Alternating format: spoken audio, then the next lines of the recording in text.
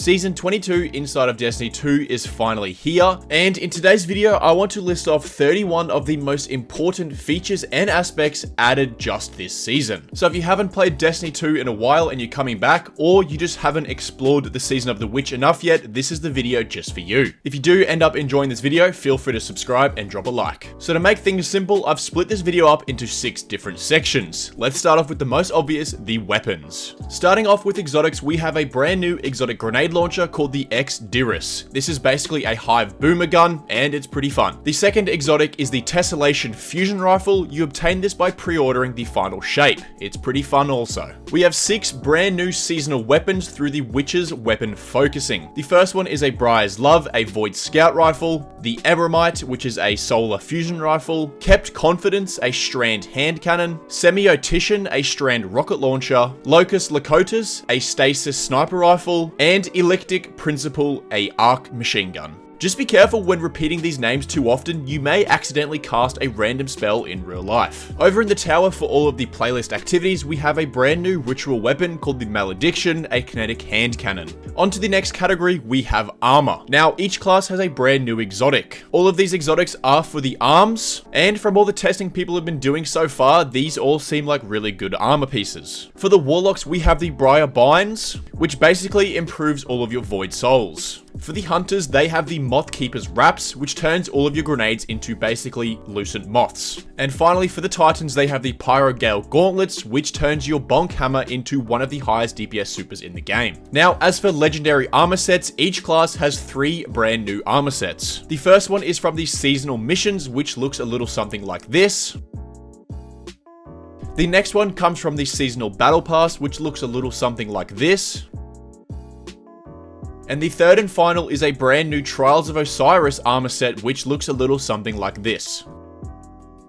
Moving on to the next category, we have missions. The first new seasonal mission is Savathûn's Spire, which is a 3-man offensive activity, which is where you get all of your seasonal loot. This is also where you're going to come back every single week to progress in the seasonal story. Now, as for the next seasonal mission, we have the Altars of Summoning, which is an arena up to 3 players. This arena is where you go and have fun and kill a lot of enemies. It's basically an endless arena, very similar to the Blind Well. Just like the Blind Well, you can put different tiers of difficulty to get more rewards. I'm sure as the season goes on, there's going to be plenty of secrets hidden within this activity. One of the coolest features that Bungie has added to Destiny is this new timeline tab. In here, you can go back and refresh your memory on the entire Destiny 2 history. There is also little missions in here which you can go back and do to refresh yourself on the previous moments of Destiny. For example, there's Cade's Fates, which will bring you back to the mission where Cade 6 died. This is great for newlights that never got to play these activities when they were active, and it's also great for veterans to refresh the memory on what the cutscenes and the history of Destiny is. This is also where all of you Guardians are going to get all of your old crafted weapons like Callus Mini Tool, the Ostringer, and the Hollow Denial, some of the most sought after Red Border crafted weapons in the entire game. This is by far my favorite feature that Bungie has added this season, and I'm keen to see where they can take it further. Bungie has also confirmed the return of Crota's End, a reprisal raid coming on September 1, so prepare your teams and get ready to race. In the Legends tab, there is also a brand new exotic mission rotator. In here is all the previous exotic missions from last seasons, where you can go ahead and get all of those craftable exotics. And this is also another place to get old seasonal craftable weapons. Moving on to the next tab, we have the quality of life changes. We have a brand new updated UI for the quest tab and the bounties. I personally like this a lot better than what it was before. There's these new little tabs that say exotic, seasonal, new light, and your bounty tab is different, and I'm all for it. One feature that I only just realized just before is you can now purchase levels on all of your craftable weapons. All you need is some glimmer and enhancement cores, and it will give you 1 full level, which will save you wasting time killing ads. There is a brand new terminal kiosk in the tower called Special Deliveries. In here is where you're going to get all of your pre-order bonuses that you haven't claimed in the past, or any future pre-orders that you're going to make. This is also where all of your Amazon Prime loot is going to go if you have that linked to your Bungie account. We can finally favorite shaders and also emotes to put them at the top of the list when we want to change our shaders. So go through, pick your favorites, favorite them, and they're going to be at the top of the list every single time. We have an increased inventory cap size of the Ascendant Alloys and Ascendant Shards. We can now hold 30 of these instead of our normal 10, and we can also hold 100 enhancement prisms instead of the previous 50. Moving on to some of the major buffs that have happened this season, there was a lot of buffs and balances, but some of the most important buffs is what I want to cover. Firstly, hand cannons. They have a 20% damage boost to red bars and a 75% damage boost to yellow bars. This buff is really good. It definitely brings hand cannons back into the meta where they should be. The Monte Carlo finally has a catalyst where you can use the little knife on the end of it as a bayonet. I haven't been lucky enough to get the catalyst to drop yet, but if you have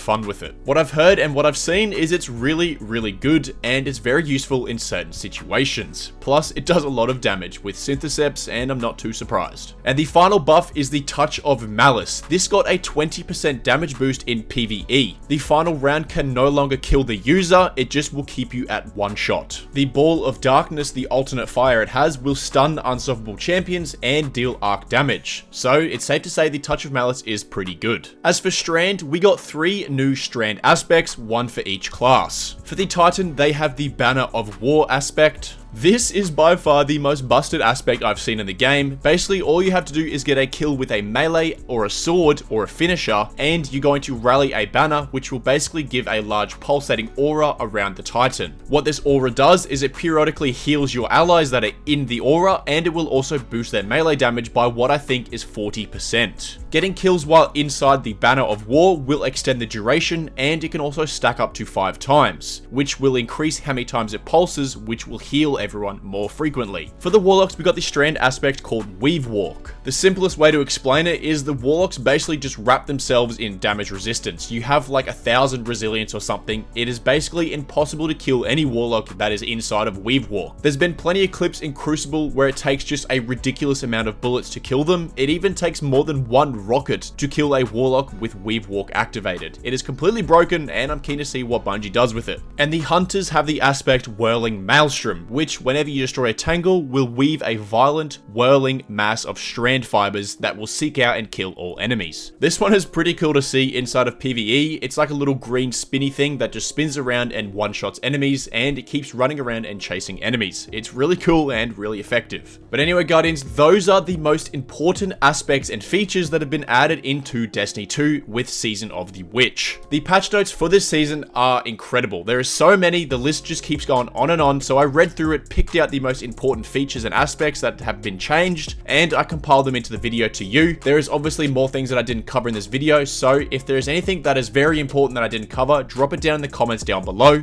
and I'll heart react it. But anyway, Guardians, thank you so much for watching. If you did enjoy this video, feel free to drop a like and a subscribe down below. It would be muchly appreciated. I'm trying to reach 10,000 subs before the end of the season. Also, let me know what your most favorite feature added in Season 22 is down in the comments down below. If it's the same as my favorite feature, I'll pin it. But again, thank you so much for watching, and I'll see you later.